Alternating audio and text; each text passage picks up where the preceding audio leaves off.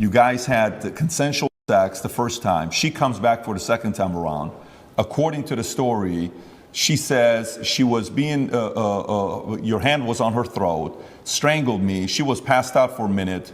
And then she came back and she said, I did not approve of the second time having sex after she was passed out. So these stories they're making, you know, and then she says, the guy asked a question saying, how come you didn't do any police report back then?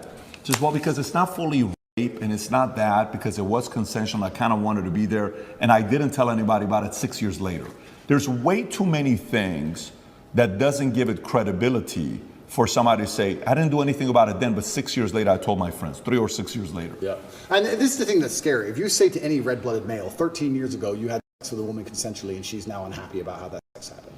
You can get, any man on earth can get screwed with that. If this person exists at all. And like you said, she refused to go to the police if she exists.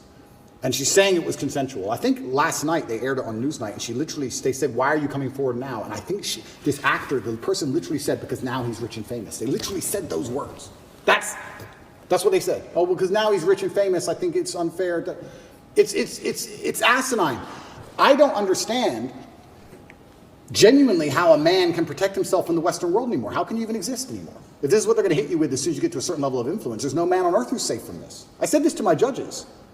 I had a few male judges. I said, they could do this to you. They could do this to anyone. They can do it to you or me or any man watching this. Any man watching this. They can put in the BBC 9 years ago you did something. They won't tell you her name. They won't give you any chance to defend yourself because you have no idea what they're fucking talking about. And they will print it on repeat until you lose your job and lose your bank and lose your social media. And then you're going to sit there bankrupt and depressed. And then they're just going to move on from you. And if you don't die, if you're like me, a cockroach who refuses to die, if you sit around and refuse to go away, they're going to make up a new one. It's crazy. And it's genuinely scary. And you're not safe from it anywhere anymore. I will say right now on this podcast, I encourage absolutely anybody who believes I've harmed them, male or female, to go to the police with evidence and we'll go to court. Let's do it. I don't harm people.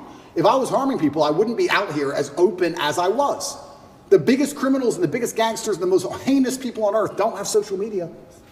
You know this. If I see a guy with an Instagram pretending he's a gangster, he's not a gangster. The real gangster hasn't got Instagram.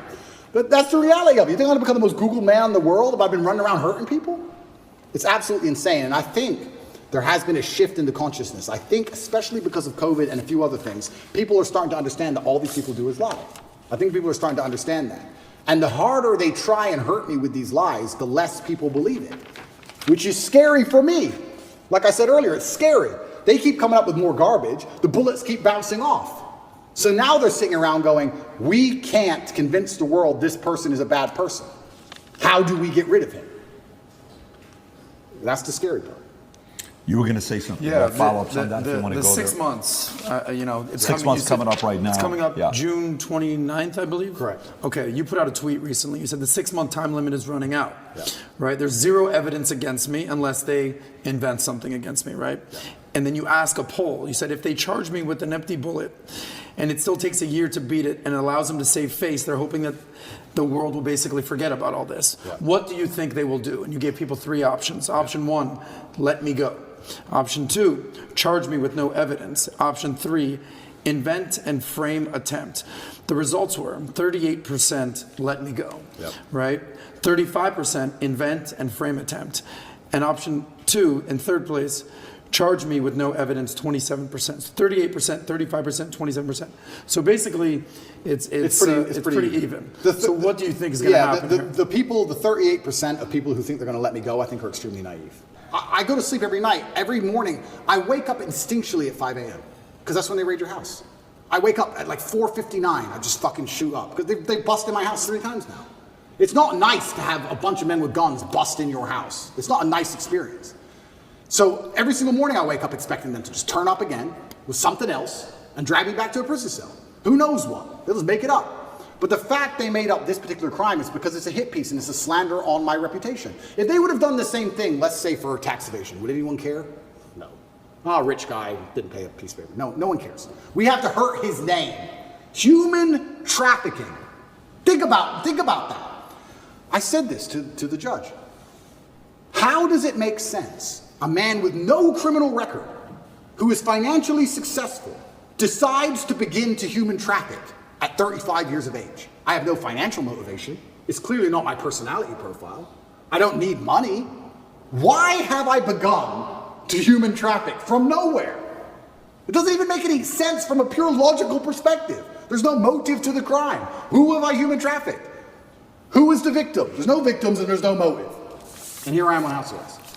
It's insane. So yeah, it's genuinely intimidating. I don't know what's going to happen next. I believe they're going to try and charge me with the garbage they have. And I think what they're trying to do is just hang it over my head and keep me afraid. Do you think the idea of trying to either silence you or make you irrelevant is working? Meaning, do you think you're more relevant today than you were on September 1st? Is that strategy they're implementing working? No, they're failing. And the reason they're failing is because God's put me in a position where I have to lead from the front.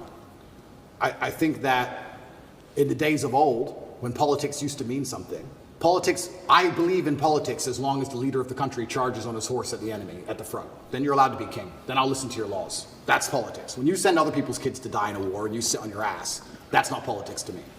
But now I'm in a position where I'm spearheading, by God's plan, the rights of basically every man on earth. They could do this to anybody. So I think any man with a brain who's thinking is looking at my position and going, they could hit me or my friends or my son or my dad the same way they're hitting this guy. And that builds a degree of affinity amongst my audience. So no, they failed. They failed and they've made a hero out of me, which is what I'm actually scared of. I am scared by the incompetence of my enemy. I am scared by the fact that they are failing so monumentally.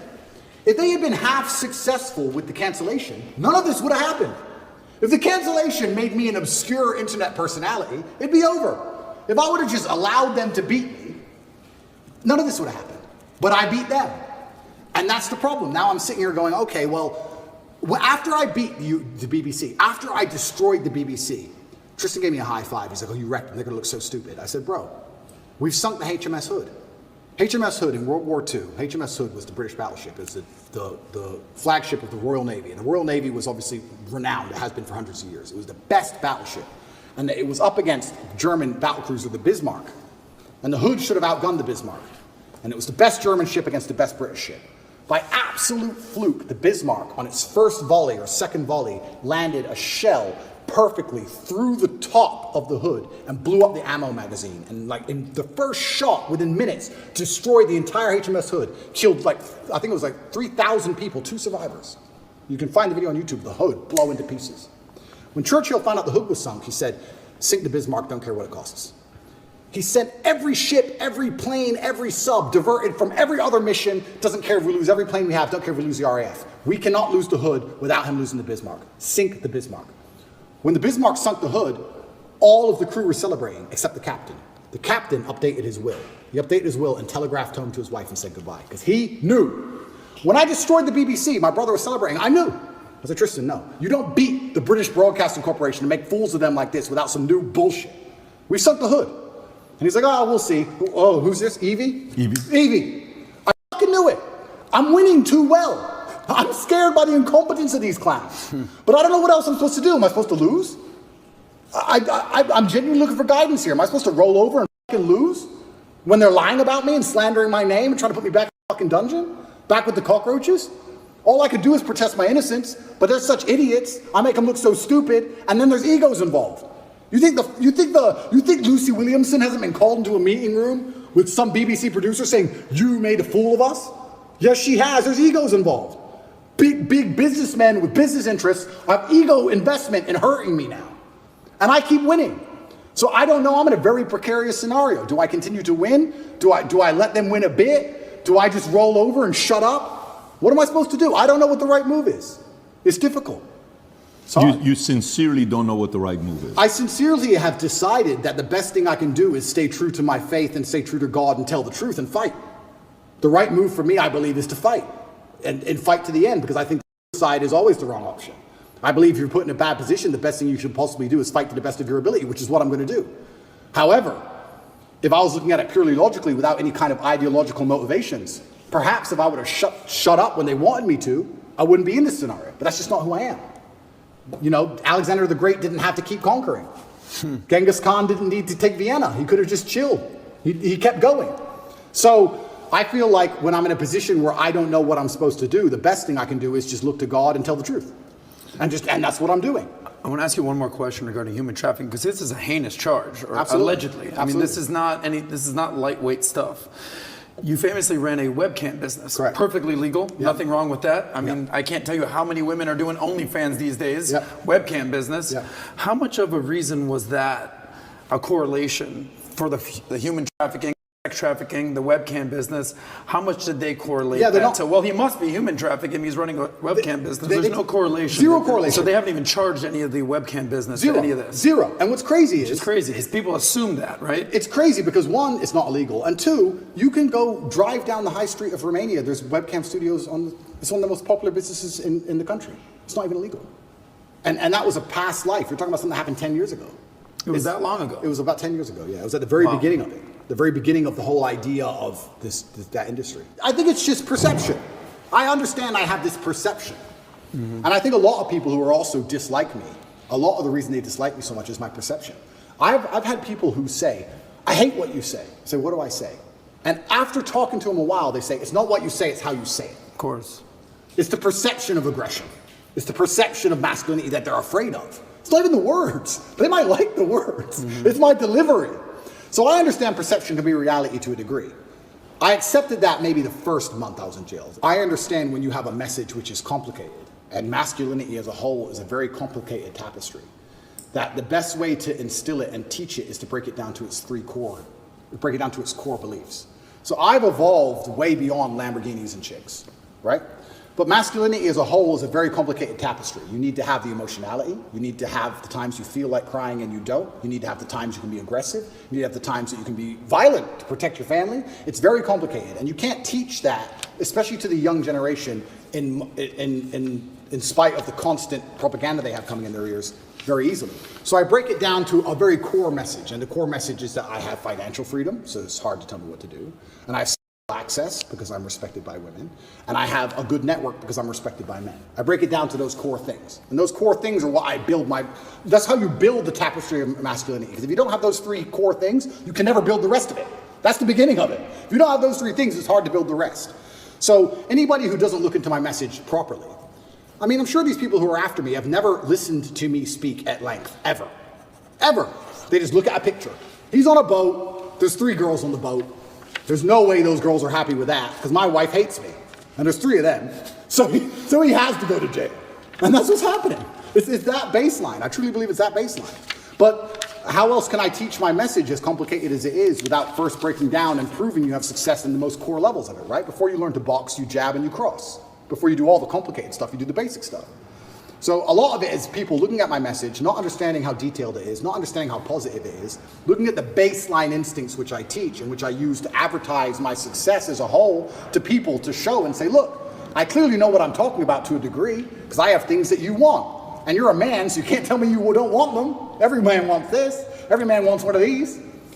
And they take all this and they try and weaponize it and use it against me. And you're right. It's feminism as a whole that has this idea that if a man is a man, unapologetically, and he doesn't apologize for being a man, that he's a bad person, which we've discussed at length, and I've discussed a bunch of times, but it's truly the most crazy thing about all of this is when shit hits the fan, it's exactly the kind of men they hate that they want.